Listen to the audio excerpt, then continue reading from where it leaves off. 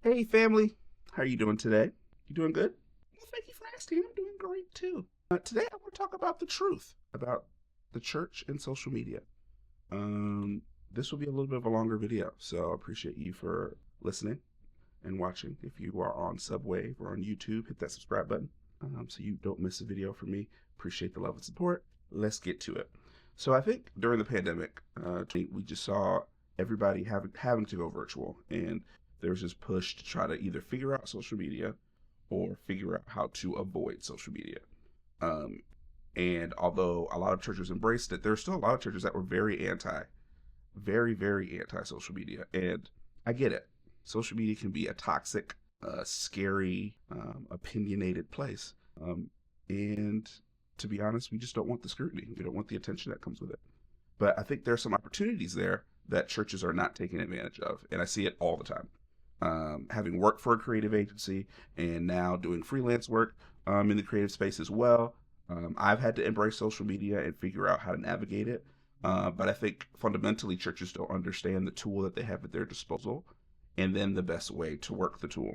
So I think one of the big things that churches miss out on and don't truly understand is the algorithm. I think a lot of churches will use social media as a place they post their event flyers.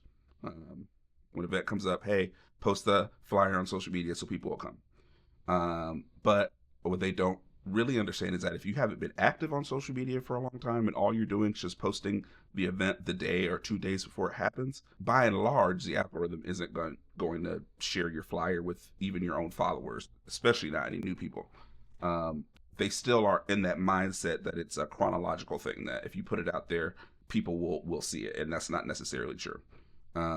You're competing on people's feed with so many different things. And if you haven't really cultivated a relationship with your church, with your congregation via social media, it's going to be really hard for you to cut through all the things that the algorithm is pushing if you haven't really been participating in it. So, one big piece of advice that I would give to a church is just don't completely opt out. I know it's hard, it's scary, it seems like this big monster, but social media is important because A, it's free marketing for your church. It's not something that you have to pay for. You can pay for to boost your post, and I think there are strategies around that that could be helpful. But you're leaving a lot on the table when you do that. One of the things you're leaving is a younger audience. Um, Younger people are on social media. Let's just be honest. If your church is older, maybe I can understand a little bit more why you would not want to go in that direction. But young people are on social media. They just are. It's a part of the daily rhythm of life now. Whether it's your traditional Facebook, Instagram, TikTok, um, YouTube is another space that I don't think people fully think of as a social media network. But a lot of people are streaming a lot of their content on YouTube. They aren't going to Netflix. They aren't going to Hulu and Disney. But what they watch, the podcasts, the shows, even the church that they watch is on YouTube. So you have to find a way to leverage that, because if you opt out, you're leaving a lot of audience on the table and a lot of people who have needs that you can meet. I think another big thing is that we don't think of social media as ministry. We think of it as this secular thing. Um, but I submit to you this: whether you like it or not, social media is discipling your congregation. They're seeing clips from other churches, they're seeing clips from theologians, they're seeing clips from podcasters that are shaping their theology, how they view God, and how they view the church. And by opting out of that, you're not giving an alternative to what they're seeing and hearing.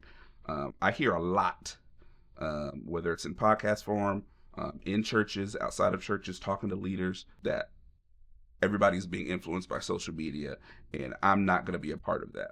And I would push back against that by saying you could be a positive influence on social media, whether as a church or as a personality, as a person, as a pastor, as a preacher. Your voice can matter, particularly for your community. But when you opt out of that, you leave your voice out of it. And so they're going to be discipled by something. Why not be discipled by the teaching that you have, um, by the voice that God has given you in this space?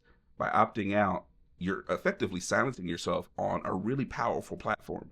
And then another another piece of advice I will give people who are wondering about social media. Graphics are great, but people love photos. It sounds really elementary, it sounds really simple, but sometimes just posting a photo of what's going on in your church can matter a lot. Social media doesn't have to be this big, super complicated, trendy thing. What's the next dance? You really don't have to engage in it that way if you don't want to. But sometimes social media can just be used as a window into what it means to be a part of your community. So, what does it mean to be a part of your church? What does it mean to be a member of your church? What does it mean to attend this event? Um, really rely a lot on FOMO to let them know what's important and what's not. So, when you can show an event, a packed house, even a half full house, or even people that are just having authentic community, people will look at that and be like, man, I want to be a part of that. I can't believe I missed that. Event recaps, super low barrier of entry for social media. Take a quick picture, and then after the event, post it. Say, hey, this is what we did. We're really excited to share this space of community. And people see that and respond to it. Social media can be a puzzle, but it can also be pretty simple. People just want to see cool stuff. And if you're doing something cool, snap a picture, take a vid. Um, Everything doesn't have to be super complicated, but social media is a way to engage with your church and to engage with potentially new people that may be on the fence about church in general or your church specifically, and them seeing that and understanding that there are real people behind this ministry and real people that are craving connection, that are craving to be close to one another. That might be the difference between somebody choosing to come to your church and to not come to your church. So my recommendation to any church, even if it's just posting once a week, even if it's just posting a couple times a week, is to engage in the process. Your people are there already. There's so many millions of people every day who are using social media, and you never know who you're going to reach. It may not look like what Elevation Church or Change Church or any of these big ministries are doing, but what's important is that you're reaching the people that are in your community, whether it's your local community or within your church, and that they feel like they're a part of a larger digital community of people that are sharing the voice, the teachings, the love for Jesus that you have. That is way more important. I'll say it again. That is way more important than what the bad things that social media is doing. Use social media as a engine for good, as a ministry of your church. If you start to think of social media as a ministry, it'll change how you prioritize what you put there, and it will change whether or not you decide to even engage in it. I cannot suggest it highly enough. Churches, if you haven't already, find a way, even if it's just an image a week, that can make a difference in reaching somebody that maybe won't get the gospel otherwise.